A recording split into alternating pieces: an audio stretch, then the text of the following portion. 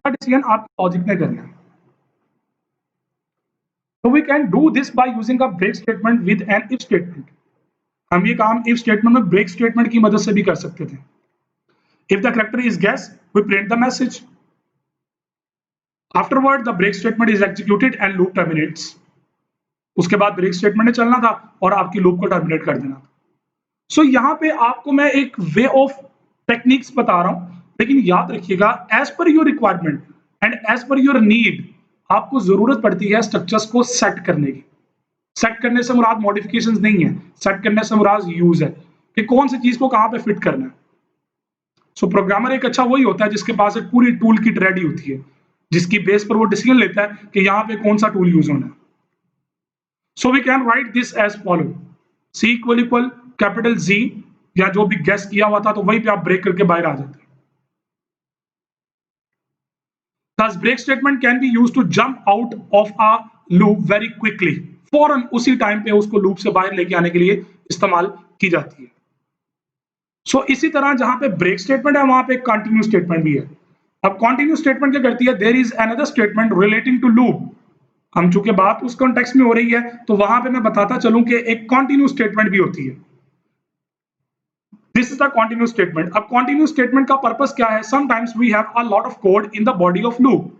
Loop की body के अंदर एक बड़ा लंबा सा कोड है, आप चाहते हैं कि यार यहाँ पे तो ब्रेक कर दूं लेकिन यहाँ पे दोबारा कंटिन्यू करना पड़े, तो दोबारा कंटिन्यू करने के लिए आप कंटिन्यू स्टेटमेंट यूज कर लेते हैं। The earlier part of this code is common that is to be executed every times and the remaining portion is to be executed in certain case and may not be executed in other cases. वो certain case के लिए आप break लगा लें और उसके बाद continue उसके दूसरी कंडीशन में आगे कंटिन्यू करवा दें। So it's up to your logic. बार बार मैं लॉजिक का वर्ड यूज कर रहा हूं, याद रखिए लॉजिक बिल्डिंग एक इंतहाई इंपॉर्टेंट स्किल है। असल प्रोग्रामिंग के अंदर जो मेन काम है ना वो आपकी लॉजिक बिल्डिंग है।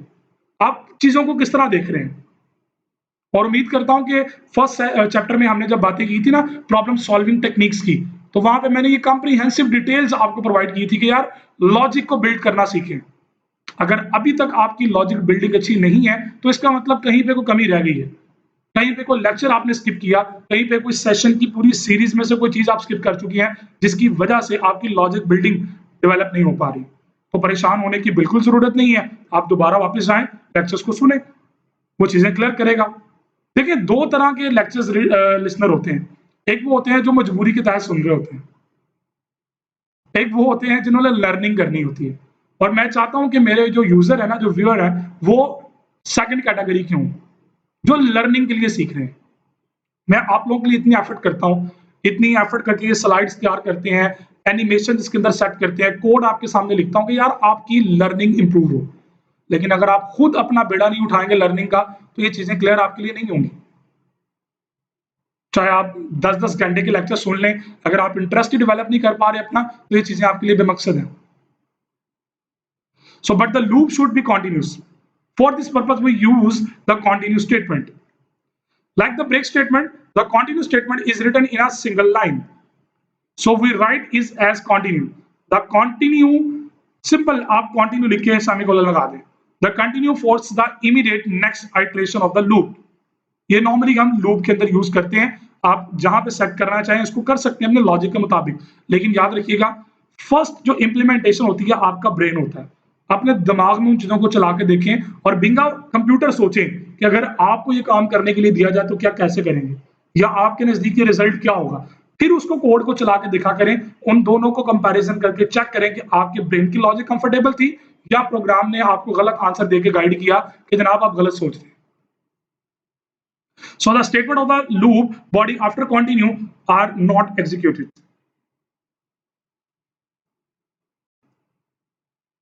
The loop starts from the next iteration when a continue statement is encountered in the body of the loop. जब बॉडी ऑफ लूप के अंदर आपको कंटिन्यू स्टेटमेंट मिलेगी वो फौरन उसको एग्जीक्यूट करवा देगा। One can witness every suitable things while using continue. So consider the while loop. In while loop, we change the value of the variable of while condition so that it could make the condition false to exit the loop. वो condition false करता है, इसमें simple एक छोटी सी condition होती है जिसकी base पर आपकी बॉडी चल रही होती है। वो कंडीशन फॉल्स हुई, वो बाहर निकल आएगा। दोबारा कंटिन्यू करवाने के लिए आप उसको फिर लगा सकते हैं, अदरवाइज वो क्या होगा, the loop will become an infinite one. अगर उसका एग्जिट पॉइंट आप नहीं देंगे तो वो आपकी इनफाइनाइट पे चली जाएगी, और ये हमने व्हाइल लूप के अंदर जाके डिटेल में पढ़ा भी था। We should be very careful about the logic of the program while using the continue in loop. बार बार यहाँ पे वर्ड लॉजिक मैं यूज करूंगा और मैं करता रहूंगा, क्योंकि लॉजिक इंपॉर्टेंट चीज है। आपकी असल प्रोग्रामिंग है ही आपकी लॉजिक। आपके दिमाग में क्या चल रहा है, दैट इज योर लॉजिक। आप चीजों को किस तरह देख रहे हैं, दैट इज योर लॉजिक। आप कैसे उसको इंप्लीमेंट करवाना चाह रहे हैं, दैट इज योर लॉजिक। तो logic is very important. Before the continuous statement, it is necessary to change, increment or decrement the values of the variable on which the while condition depends. ऐसा ना हो कि continue तो कर दिया लेकिन आपके इंक्रीमेंट और डिक्रीमेंट आपने सेट नहीं किए थे, वो लूप की कंडीशन वैसे फॉल्स हो गई, वो बाहर निकला और आप परेशान होकर बैठ गए कि जनाब ये हो क्या रहा है। सो ऐसे सिचुएशंस में हम इसे कहते हैं लॉजिकल एरर, क्योंकि लॉजिक का मिस्टेक है ना, लॉजिक की मिस्टेक है, तो वो जो एरर बनेगा वो लॉजिकल एरर ही होगा। और याद रखिएगा, लॉजिकल एरर बहुत डेंजरस होते हैं, ऐसे डेंजरस होते हैं कि इनको ट्रेस करना impossible, some of the time impossible हो जाता है। Similarly it is same with the do while loop. ये डू व्हाइल के साथ भी ये मसला होता है। बी केयरफुल टू इंक्रीमेंट और decrement the conditional variable before the continue statement. अब ये आपके यानी कि प्रोग्रामर की रिस्पॉन्सिबिलिटी है इन चीजों को प्री सेट करें। In for loop there is difference. हाँ अलबत्ता फोर लूप के अंदर ये चीज डिफरेंस होती है, ये डिफरेंट है। In the while loop, when continue is encountered, the control goes to the while statement and condition is checked. वो फौरन condition test करेगा। If condition is true, the loop is executed again, else the loop exit. Otherwise वो loop simply exit कर देगा। In a for loop, the three things initialization, conditions, and increment or decrement are enclosed together as right for counter equal to 1, counter less than equal to 5, counter plus plus. क्योंकि ये तीनों चीजें इकट्ठी एक साथ आ रही हैं। So in the for loop when a continuous is encountered, जब वो देखी जाती है continuous statement मिलती है, the counter is incremented at first before the execution of the loop condition. तो यहाँ पे वो itself खुद ही उसको इंक्रीमेंट करता है, क्योंकि इसके साइकिल का मैंने आपको बताया था, आपको पता होना चाहिए कि इसका लूप साइकिल क्या है, किस तरह ये वर्कआउट करता है, तो इसलिए वो इंक्रीमेंट करके कंडीशन को टेस्ट करता है। Thus, in for loop, the increment to the loop while is built in, and after continue, the next iteration of the loop is executed by incrementing the loop variable. वो loop variable पे वापस उसको ले आएगा। The condition is checked with the incremented value of the loop variable. मेरा ख्याल है कि जो मेजर कॉन्सेप्ट था वो आप क्लियर कर चुके हैं। तो छोटी छोटी माइनर चीजें रह गई हैं जो क्लियर आपको नहीं हुई, परेशानी की कोई जरूरत नहीं है। वीडियो को प्लेबैक में जाके एक बार दोबारा सुने, एग्जाम्पल से रिलेट करें साहब, वो चीजें क्लियर होना शुरू हो जाएंगी। So in while and do while loop, it is our responsibility to increment the value of the loop variable to test the condition. Condition को टेस्ट करने के लिए ये हमारी प्रोग्रामर की रिस्पॉन्सिबिलिटी होती है। So in a for loop, the continue automatically force this increment of the value before going to check the condition. लेकिन for loop में ये automatically force कर देता है इसको।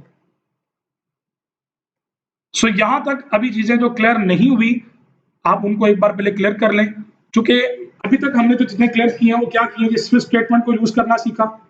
अभी उसकी कॉम्प्रिहेंसिव एग्जांपल मैं आपके सामने भी रखूंगा। हम पूरा एक कैलकुलेटर डिजाइन करेंगे और आप देखोगे पूरा मेन्यू ड्रिवन पूरा एक प्रोग्राम होगा जिसके अंदर आपकी पूरे कैलकुलेटर के फीचर्स वर्कआउट करेंगे।